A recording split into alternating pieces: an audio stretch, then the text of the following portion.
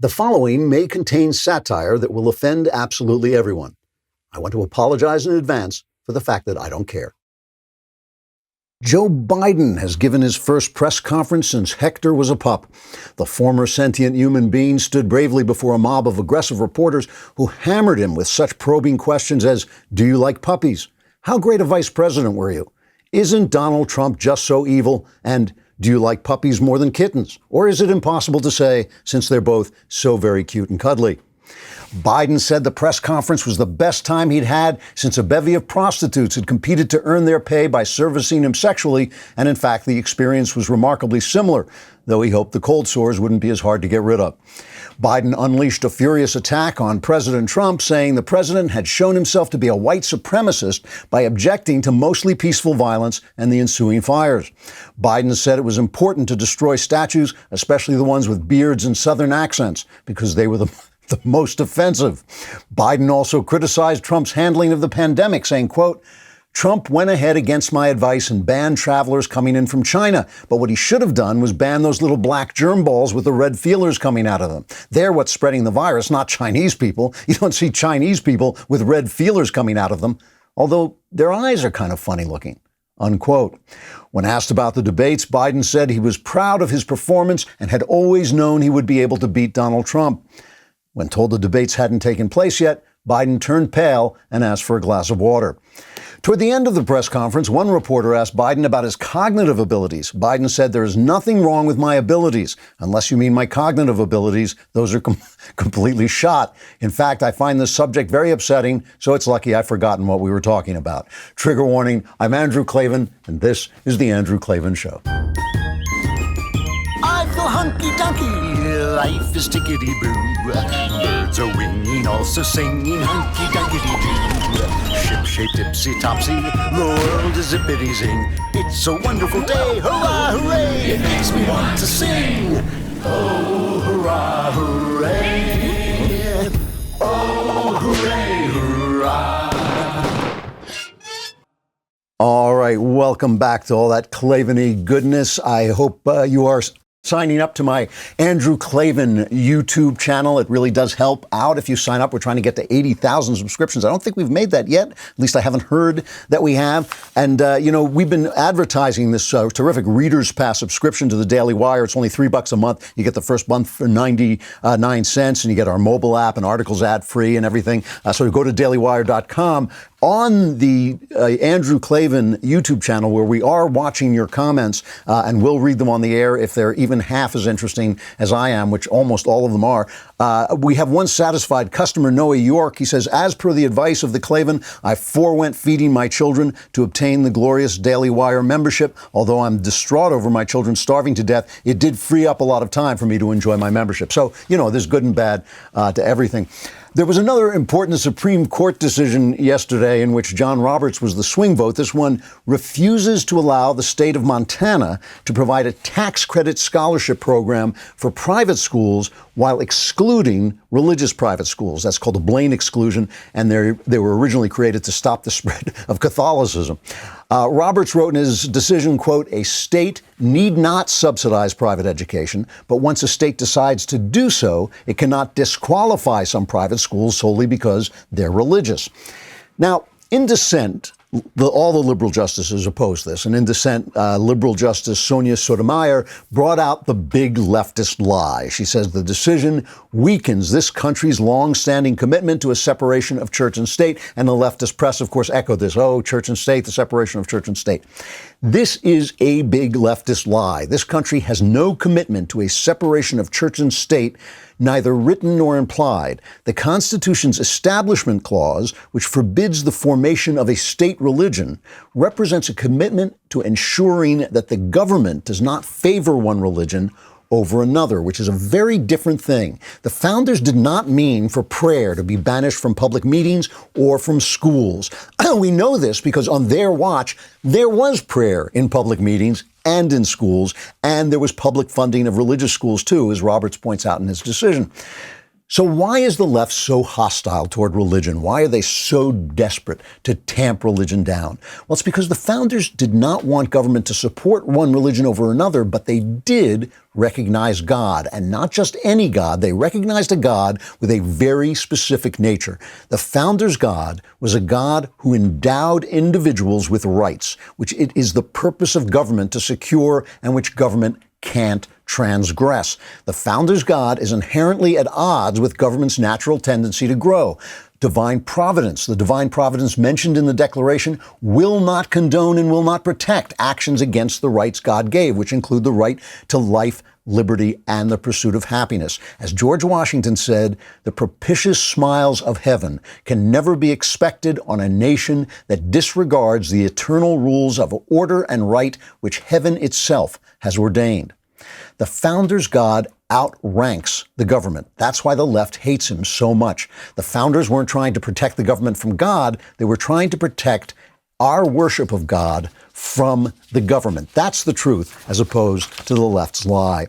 All right, let's talk about Blinksale, which is a revolutionary invoicing software that lets you, instead of paying attention to designing, invoices and billing and chasing after customers, lets you get back to work doing the stuff you love. With Blinksale, you can send beautiful custom branded invoices and estimates in seconds. You can stay on top of your outstanding invoices. You can let your customers and clients easily pay your invoices online, and you'll even get instant notifications when a customer opens your invoice, so you'll actually know if he's gotten the bill and he's just avoiding paying you. All on one place, Blinksale. So see for yourself. Try Blinksale for free, which is very inexpensive, at blinksale.com/Klavan. That's BLINKSALE.com/Klavan. Blinksale. Spend less time billing and more time doing what you love, which of course is finding out how to spell Klavan, which is Klavan. We have the mailbag coming up, so all your problems will be solved. Let me just go back to this for a minute. This God that the founders believed in, I mean, this is really important, because I'll tell you why it's important in a second. It doesn't matter whether this founder or that founder was a Christian or a deist or even an unbeliever. They were shaped by hundreds of years, by centuries of Christian thought. They were all shaped by centuries of Christian thought. The deists, the people who didn't believe, the humanists, they were all shaped by Christian thought and Christian ideas.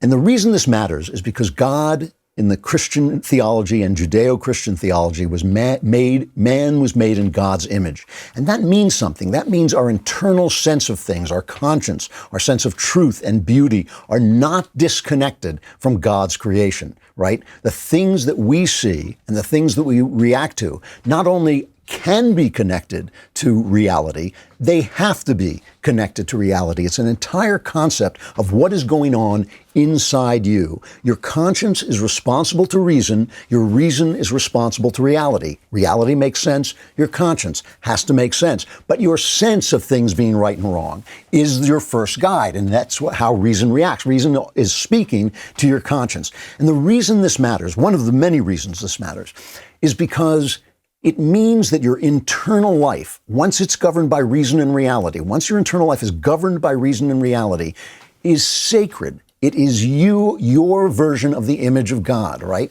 And this is what, when Christianity started to lose its grip on common culture, which was about in the late 18th, early 19th century, this is why the philosophers started to say, well, how are we going to preserve what Christianity has given us, this sense of humankind? And this is when they started to talk about freedom, about the fact that my inner life can't interfere with your inner life. My outer life can't interfere with your inner life. You have a right to say what you want to say. You have a right to worship God in the manner that you please. You have a right to do the things that you think are conducive to your happiness without stepping on any of mine. And if you pay attention to what's happening with the left, you will see that they're not only in opposition to Christianity, they're the opposite of Christianity. Judgment without forgiveness, cries for the rights of some over others, and cries for benefits of some at the forced expense of others. They hate God because they're not just they're not just trying to get rid of him. They're in actual opposition to the things, the ideas that God sent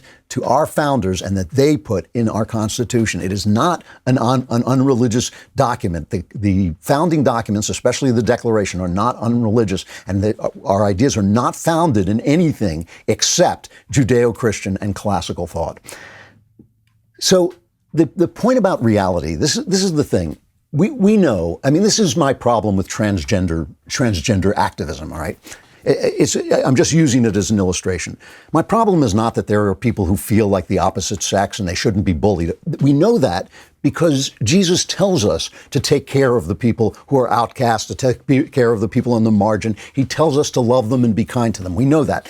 But we also know that the inner life as depicted in Christian and Jewish thought as an inner life responsible to reality, is an inner life responsible to God in conversation with reality. Wordsworth, the poet, called us co-creators. We're co-creating with God out of the reality that he made. And that's why with transgenderism, we can't say that a transgender woman is a woman, which is to say that a man who believes himself to be a woman and a woman who believes herself to be a woman are the same thing. That makes no sense. We're responsible to reality. So let's take a look on the left's complete detachment from reality. Joe Biden gave a press conference yesterday. I have to talk about this, but I want to talk about, the thing I want to talk about with Joe Biden first is how the press treated Joe Biden, because we've been treated to months of these press conferences with Donald Trump during the pandemic, where they were just gotcha questions. Everything was just a gotcha question. So first of all, Biden has a list of who to call. They tell him who to call, where the friendly questions are going to be. And the first thing he does is he finds Mike Mamoli from NBC. Here's this clip of Biden finding him on his list, and then Mike Mamoli of NBC responding with as friendly a question as you can imagine. I was told NBC, Mike's great relief. He doesn't have to follow me every day around the country. Well, the last time, Mr. Vice President, a lot of us saw you on the campaign trail. You were still locked in a very difficult nomination battle. The polls, though, today show you with a sizable national lead, a lead in a lot of the states that are critical in the Electoral College. I wonder, where do you think the race stands at this moment? What keeps you up at night as you look ahead? And can you maintain this advantage without campaigning in a traditional way, especially this fall when voters begin to really tune in? How far ahead are you? How far ahead are you? And what are you worried about in winning? How much will you win by? So let me just compare this for a minute to a press conference with Kayleigh McEnany, the species girl who rips men's spines out, as she was talked to by Ryan Lisa. This is cut 14. There's a national conversation going on right now about the proper place of symbols of the Confederacy, statues, memorials, names, and the president has repeatedly inserted himself into this debate. And I think a lot of people are trying to understand what his view of memorializing the Confederacy is and the proper place of the Confederate flag. So a couple questions. One, does President Trump believe that it was a good thing that the South lost the Civil War?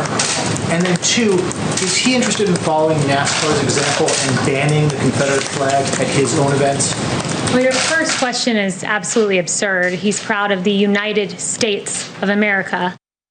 So Biden is just running away with the election. Donald Trump is sitting in the White House. Donald Trump, basically a 90s Democrat from Queens, is sitting in the White House waving a Confederate flag and wearing like one of those gray caps as Rufus T. Beaufort, saying the South will rise again.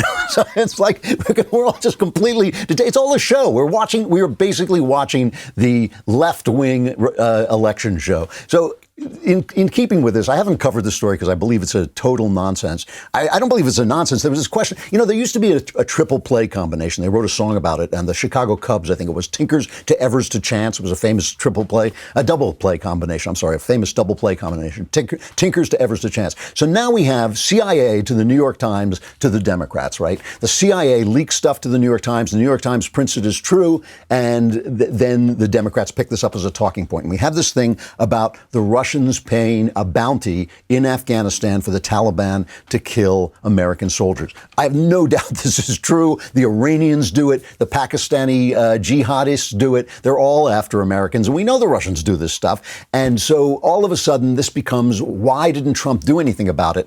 Which is absurd. So this is passed from the. And remember, it's not like the press has ever used intelligence to go after Donald Trump. I mean, this is the same. Trump is saying it's all a hoax. I'm sure it's not a hoax that they were paying bounty to the Russians to kill us. I mean, that's probably not a hoax. But this idea that he was supposed to react, the NSA says it's not true. The CIA says it is true.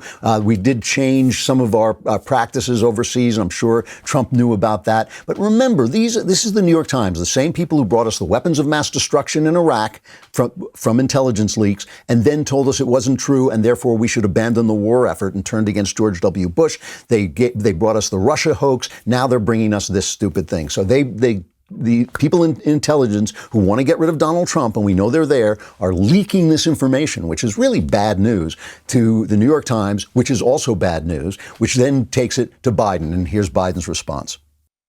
It appears as though, from what I have, and I don't have access to classified information anymore, but if what I have heard over the last week and the recent reporting that it was in the PDB, the Presidential Daily Brief. The Presidential Daily Brief is something I read every single day as Vice President. The President read it every day. I was briefed every morning before I got to the White House and then again. So the idea that somehow he didn't know or isn't being briefed, it is a dereliction of duty if that's the case. So first of all, it probably was in his briefing, somewhere in his briefing, which he doesn't read. That's the word anyway, that he doesn't read it. But the thing about this is, it's like the intelligence is not confirmed. The NSA says it didn't happen. The CIA said it did. Apparently, they caught somebody overseas. They caught somebody in Afghanistan who said this was happening. And what exactly does Joe Biden think he's going to do with Russia? See, the idea is that, again, it's this Boris Bad. When Trump is not waving the Confederate flag and saying the South will rise again, he's suddenly Boris Badenoff, the Russian spy. I mean, this is utterly absurd. Remember, it was Barack Obama who actually, was where the administration Joe Biden was in. It was Barack Obama who sent Hillary Clinton to set the reset button with Russia. It was Barack Obama who told Mitt Romney that he was dreaming if he thought the Russians were still our enemies. This was the administration that did jack diddly when the Russians invaded Ukraine. They wouldn't send the missiles to the Ukraine that Trump has sent. Here, once again, is Kayleigh McEnany essentially responding to this, another one of these absurd stories. The president has always taken tough, unadulterated action against Russia. We saw that there's no diplomatic presence on the west coast of our country of Russia because the president closed the consulates, tried to halt Nord Stream, still trying to do that, impose visa sanctions and many other actions. So make no mistake, this president is prepared to act and will always act in protecting our American troops. We saw in Syria and the strikes in 2018 that dozens of Russian mercenaries were killed. He will always act to protect American troops. That is indeed his track record. And that is not only true. I mean, first of all, he's the one, again, who sent the missiles to Ukraine, but also he has helped our energy sector become energy independent. He's let the fracking go. Remember, all the Democrats and Joe Biden has said, Joe Biden on his energy council, the people counseling him on energy are people like Bernie Sanders and AOC, who say they don't want any fossil fuels at all. So we're all going to be living in caves, basically. Russia is a petro-tyranny. It is a petro-tyranny. It is living off oil money. The last thing Vladimir Putin wants is for us to be energy independent, which we've become, and have enough energy to start to export it. That is what Donald Trump has done. That is the one thing that nobody can talk about. What does Putin want? What does Putin want? Do you think Putin wants Trump in power? When Putin was messing with the 2016 election, he couldn't have any more idea that Trump could possibly win than anybody else did. Remember, the New York Times gave him a 2% versus 98% chance against Hillary Clinton. So Putin wasn't trying to put Trump in office. He just wants to sow division in this country. Who has done that? Who has done what Putin wants? Who has sown the division that Putin wants? Do you think Putin sits and looks at the riots that go under the false name of Black Lives Matter? Do you think Putin looks at that and thinks, oh, that's too bad, I want to stop that? No, that's what he loves. Do you think he hated the Russia hoax, the Russian collusion hoax? That's what he was trying to accomplish. He was trying to accomplish what the Democrats did. They can say that Trump makes nice talk to Putin. The Democrats are Putin. The New York Times is Putin. They have done everything, every single thing he wants them to do. So let's go back finally. We have to keep talking about, I want to keep talking about reality. Speaking of reality, right? The Seattle police, as we speak, are converging on the city, the occupied protest zone, the former CHAZ, now CHOP, because CHAZ got chopped because CHAZ was not doing too well and they wanted to make sure they were still getting their welfare checks, so they got chopped in there. Now, remember Mayor Jenny Durkan? I don't even know. Seriously, I do not know how much of liberalism is just stupidity and ignorance. I really don't. I really don't know. You know, these guys go to good schools. They're, the liberals who actually fund this stuff are all kind of upper class elites. They look smart, they talk well, but I just think they're stupid and ignorant. I cannot believe Jenny Durkan, remember, is the one who said, oh, this CHAZ, this CHOP, it's going to be a summer of love. It's going to be a farmer's market. It's just going to be a block party. It's going to be the greatest thing ever. Then they turned up at her house.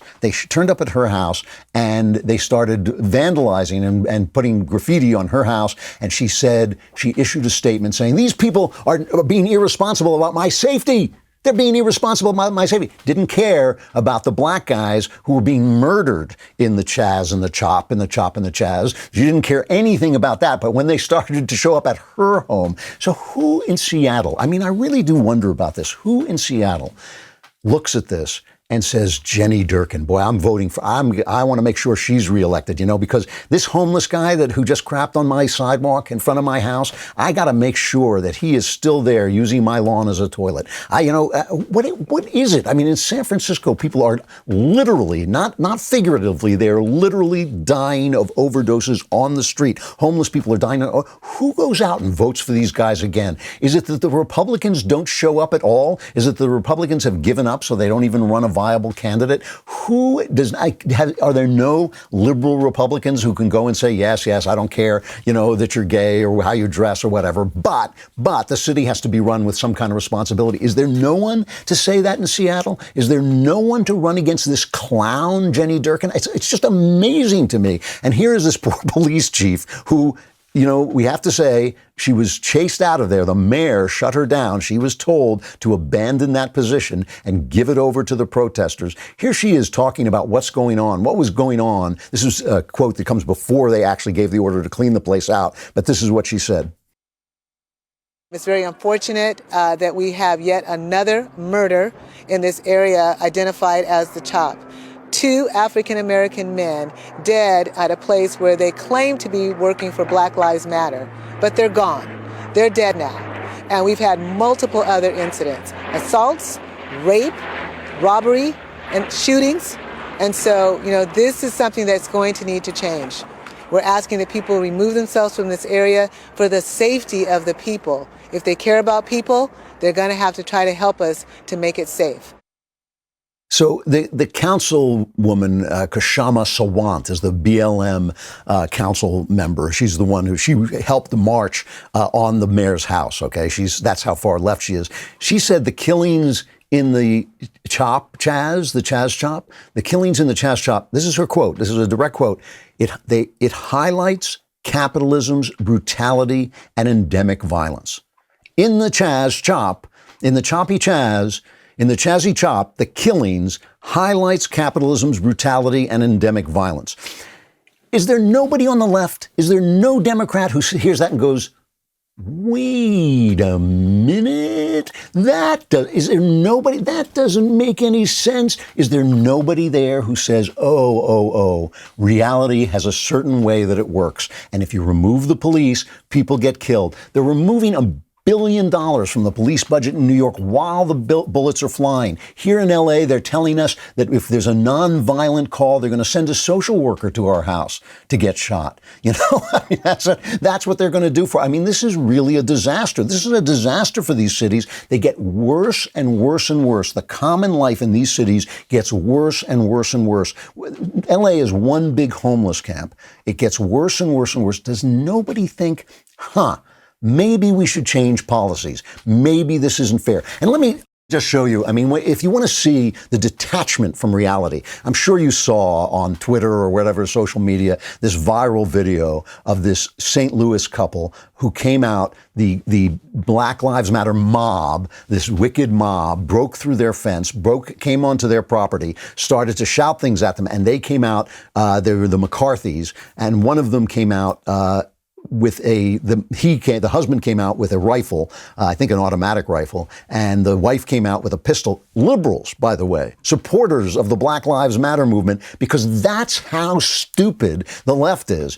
But now Chris Cuomo brings them on and scolds them for defending their property with guns. A mob. But remember, Chris Cuomo likes the mob. Chris Cuomo likes the mob. He told us that there's nothing to say, this is how change comes. There's nothing to say that these protests should be nonviolent. That's ridiculous. Just because it says it in the Constitution, there's nothing to say that. So let's play this first quote, this first clip of Chris Cuomo bringing this guy McCarthy on and basically accusing him of standing in the way of racial progress. How do you feel about becoming the face of political resistance to the Black Lives Matter movement? First of all, that's a completely ridiculous statement. I'm not the face of anything opposing the Black Lives Matter movement. I was a person scared for my life who was protecting my wife, my home, my hearth, my livelihood.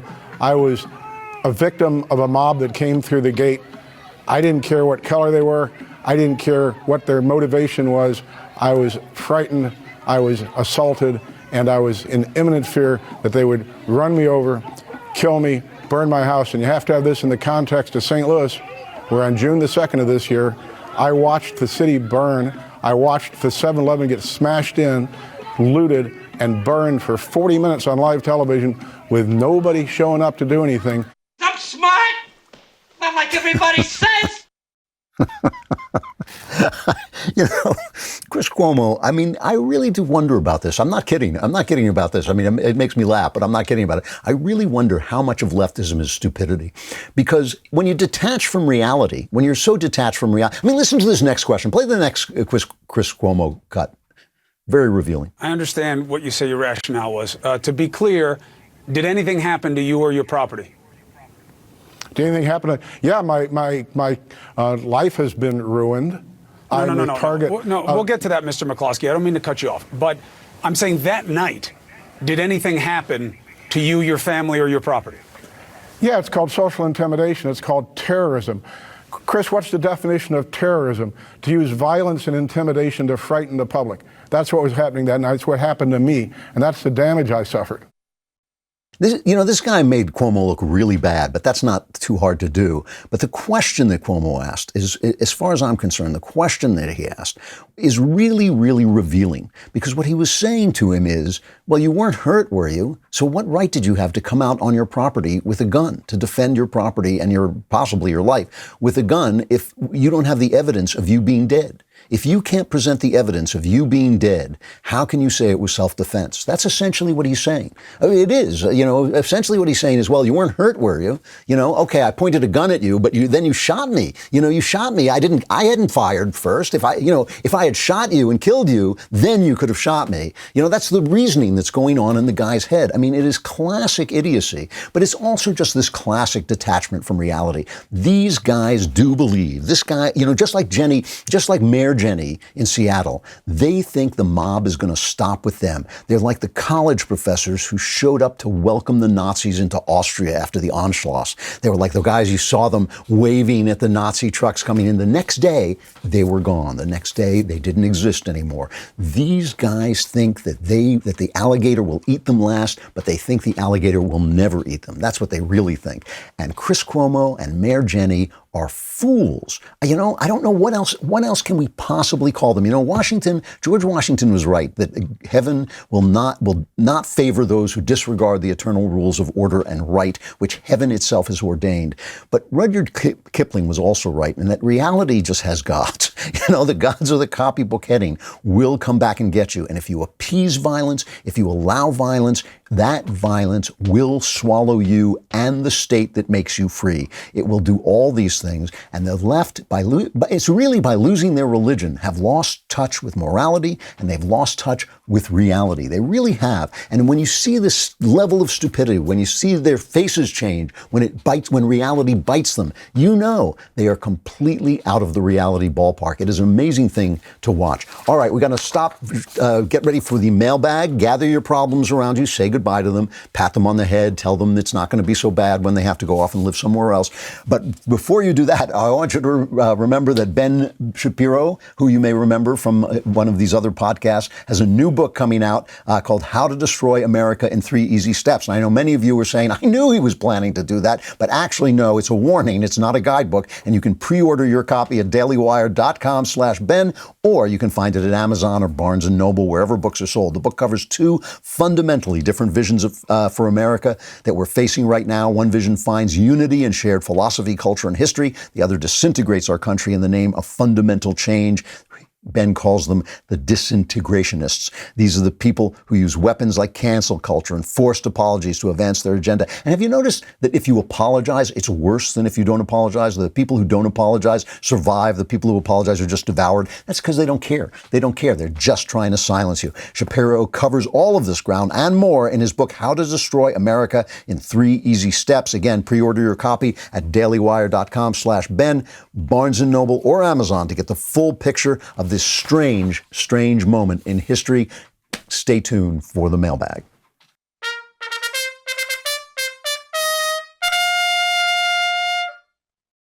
Mailbag.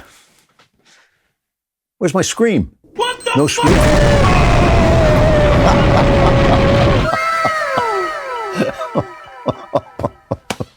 Yeah, that's what I was looking for.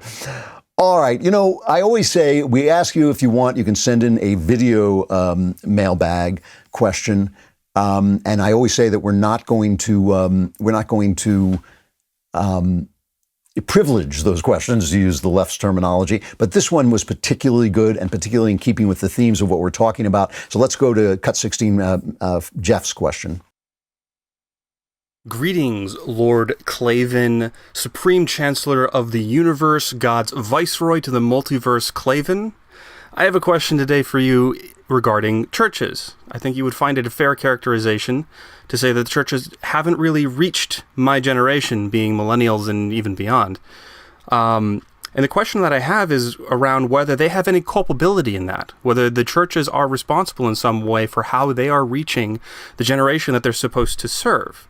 I have been testing a hypothesis, and I have listened to messages from something like 50 churches over the past couple months, and I found a disturbing trend where a lot of the really deep meaning and a lot of the beauty of scripture that you hear in things like the Bible Project is simply not present in churches. Instead, you get a lot of Christianese and a lot of hiding behind big Christian words that don't really mean anything to the current generation.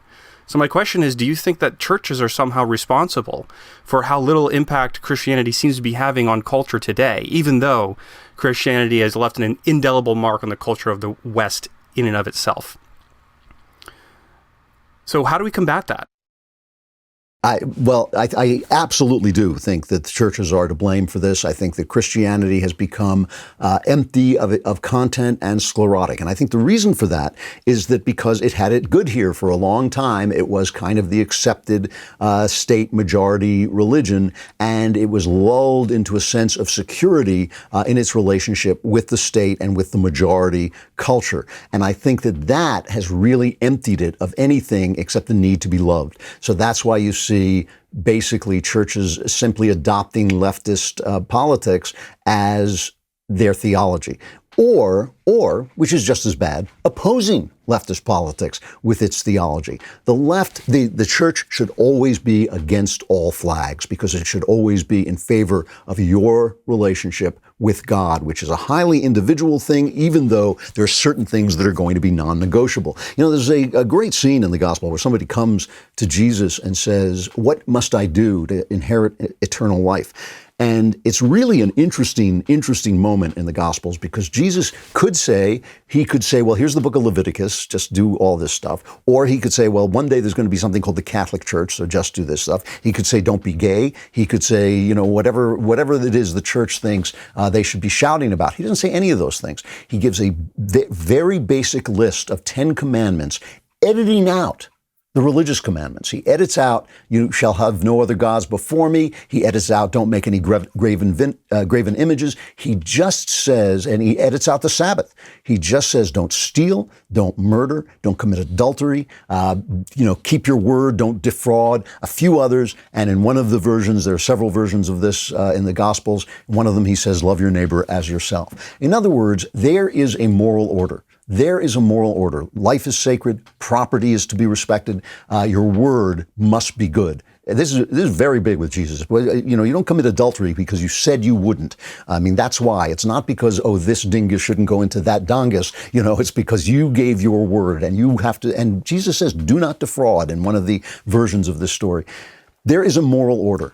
That is true. That is non-negotiable. We had C.S. Lewis called it the Tao. But outside of that, after the guy says, well, I do all those things, he says, then give away all your money and follow me. And Jesus doesn't say that because he thinks the poor are going to go away. He doesn't think he's going to help the poor. He says, the poor you'll have always with you. He never says the world is going to be a better place. He never says, if you follow me, the world will be a better place. He says the world is going to suck and the world is going to oppose you. It's going to persecute you in my name. In other words, if you do what's right, if you do the things I tell you to do, the world will persecute you. Now, for a little period of time, that seemed not to be true in America, and the church lost its way. The church began to think that somehow America and God were the same thing, gods and guns and gays and all this. It's not true. You should be against all flags if you're a Christian.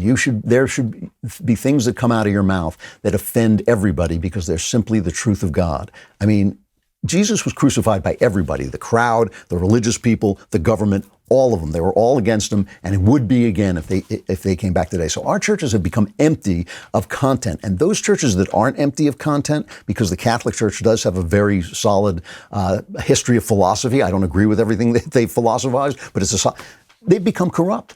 You know, I talk to my Catholic friends about this all the time. They do not understand the depth of damage the sexual scandal has done and the unwillingness to clean it out and the weird stepping down of Pope Benedict XVI. They do not understand how much damage this has done to the Christian church in general, because I still think that the Catholic Church is kind of the mother of all churches. So, yeah, the churches are in a bad way. They were suckered in to thinking that the government and they could get along and be friends, and they can't. As I said at the beginning, there's open animosity for government against the church. They'll go along with you until you won't let the king get divorced. They'll go along with you until you stand up for the marriage of a man and woman as being sacred, whereas other forms of so-called marriage are not marriage at all. They will go against you whenever you get in the way of their having more power. Whatever power, if the power comes from the left, it comes from the left. If it comes from the right will oppose the churches. But believe me. So yes, the churches are empty. And what I really have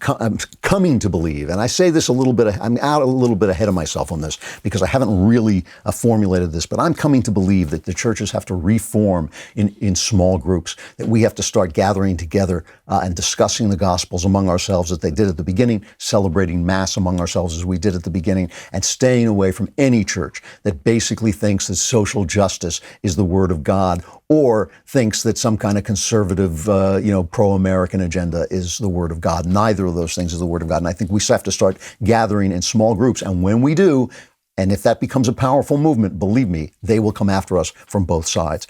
All right, really good question. So I wanted to start with that. From Patrick, dear Lord Klavan, supreme destroyer of all ease and wisest of bald sages. not just of bald sages. You spoke this week a lot about the need for those on the right to offer an alternative to the left's false narrative about this country. A good place to start would be the education system. The left obviously owns the education system with their stuff like the 1619 Project. What would a more conservative school curriculum look like, especially when it comes to literature and history? A really good question, too. And what I feel is that we should concentrate on freedom. We should teach the history of freedom. Where did freedom come from? What are the alternatives to freedom? Why did people try to stop freedom? Why did the Persians invade the Greeks? How did the Greeks think of this? I've studied Greek history a lot. I don't really know why the Greeks suddenly thought like, hey, democracy, good idea. Maybe it was just because democracy is a Greek word. Ha ha ha ha. Where did it come from? How did it get passed on? How did the philosophy of the Jews through Jesus Christ, how did that feed into it? Follow the philosophy of follow the history of freedom. The history of freedom is only Western history. This is the only place where freedom became the thing, right? And I think that should be our curriculum, and that should be what we teach, because freedom is the first good. I mean, obviously, courage is the first virtue, because you can't have freedom without courage. But freedom is the first good, because you can't choose God unless you're free to choose him or not to choose him. You can't love unless you're free. You can't have charity unless you're free to give charity or not to give it. Things have to be chosen to be what they are. If they take your money in taxes and give it to the poor, not only does that destroy the poor, it takes away your right to commit an act of charity. So freedom is the first good, which is why I believe in my theology, that's why God permits evil. He permits evil because he permits freedom, because freedom is necessary for all the other virtues. So that's what I would teach. And of course, in literature, I would just teach those great books which have formed these ideas, which is Plato, Aristotle, Shakespeare, all the great writers that we know, the Greek tragedians, the European writers. And I would concentrate first on Western history. I mean, you should always learn about your home first. So let's see. We got a bunch of other stuff. I got a couple of questions like this one. This is a very, very long letter, and I can't read the whole thing. But he says, first off, came for Ben, stayed for you, which is why I'm asking you this question. He says, recently the Army announced they are eliminating photos for promotions in order to eliminate unconscious bias. And basically, he says, I went to a military college after 9/11, have served on active duty in the United States Reserves for over 12 years, and now I'm at the breaking point of resigning my commission as an officer in the United States Army because he's sick of this political correctness. And this unconscious bias, he's right about everything he says. I can't read the whole thing, but he's right about everything he says. This unconscious bias thing is garbage. The idea that we need diversity in and of itself is garbage. Everything about the diversity movement, garbage. I mean, obviously, I am, as he himself states, he is anti-racist. We should treat everybody equally. But we shouldn't be tasked with appointing people who are not competent to do the job simply because they're the right color or the right gender. And the reason I bring this up is because I got a bunch of letters this week from people who are also in business, who are sick of having to take bias courses, who are sick of having to take sexual care courses and all this stuff, and are fearful. They're fearful that they will lose their jobs and not be able to support their families if they stand up and speak for what they believe. And here's a man, thank you for your service. Thank you for serving in the United States Army. Now thinking of resigning his commission. So here's what I have to say about this just in general. First of all, I'm not the person, no person can tell you when your integrity has been violated. No person can tell you what the line is that you won't cross. That's something you have to think out, and you really have to think it out before the crisis comes. You can't make the decision all along the way, because you'll always make the decision in favor of your interest, and you won't know, hey, this is a line I drew in the sand. I'm not crossing this line. I mean, this is why I sometimes think, what would I sacrifice my job for? Where am I going to stand on not having something I love get published? When am I going to say, and I've done it. I've done the work. I've said to people, no, I will not take that money because you want something of me. So you should make those decisions for yourself. But you should also know that there's a lot of stupidity in the world. Businesses don't have these classes because they believe in Black Lives Matter, and they don't have these classes because they believe in treating women well. They have these classes because they're afraid of being sued. So it's a thing they do for their lawyers. It's absolute nonsense. The people who do it are absolute idiots most of the time. Sometimes a lawyer will just come in and guide you on what the law is, and that's fine. But most of the time, these people who teach diversity thinking and unconscious races, they're scam artists. They're the same as people who come on and tell you that they will heal on television and tell you they'll heal your disease if you send them $20. It's a scam. It's a con. It's an insult to ordinary people. It shouldn't be happening. The reason it happens is because they're afraid of being sued, and because people have been appointed in the Army bureaucracy who should not be there and are willing to turn. Our Army and our military is so powerful, so competent, so good at what they do that they think they can afford to dabble in this garbage.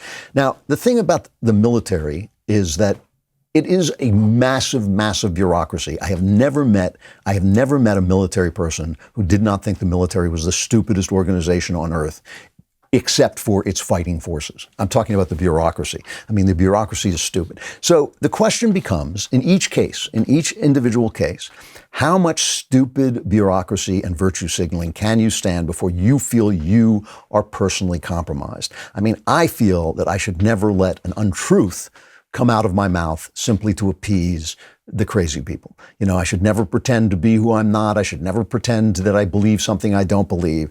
But we all have to put up with a certain amount. We all have to put up with a certain amount of stupidity. I mean, I certainly put up with a lot of stupidity in Hollywood. I lost jobs in Hollywood because I would not toe certain lines and I would not do and say certain things. I really lost my Hollywood career because of that.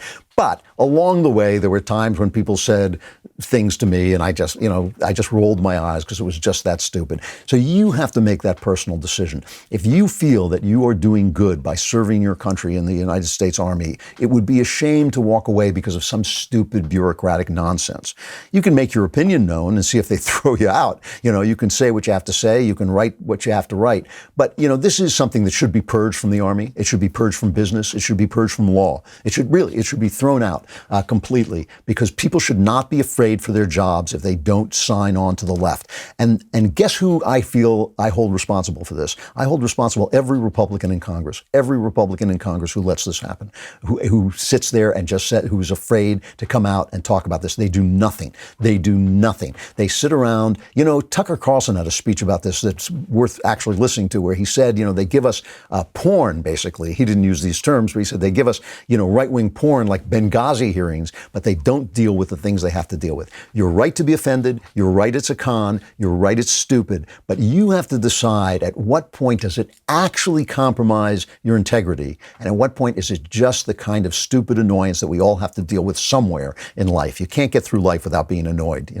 Hell is other people. You can't get through life without being annoyed. So that's something I can't say, oh, this is your line. You have to decide when your integrity is compromised. But, work and the military give you something of value, not just pay. They give you a chance to do something worthwhile. So you want to do the worthwhile thing until they make it absolutely impossible.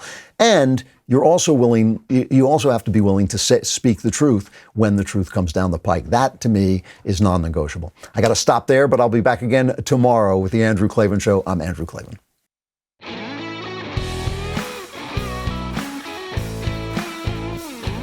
The Andrew Klavan Show is produced by Robert Sterling. Executive producer, Jeremy Boring. Technical producer, Austin Stevens. Our supervising producer is Mathis Glover. Assistant director is Pavel Wadowski. Edited by Adam Sayevitz. Audio mixed by Robin Fenderson. Hair and makeup, or head and makeup, by Nika Geneva. Animations are by Cynthia Angulo. Production assistants, McKenna Waters and Ryan Love. The Andrew Klavan Show is a Daily Wire production. Copyright Daily Wire 2020. Joe Biden gets tested for cognitive decline. AOC clarifies the meaning of defund the police. And CHOP anarchists kill more people. Check it out on The Michael Knowles Show.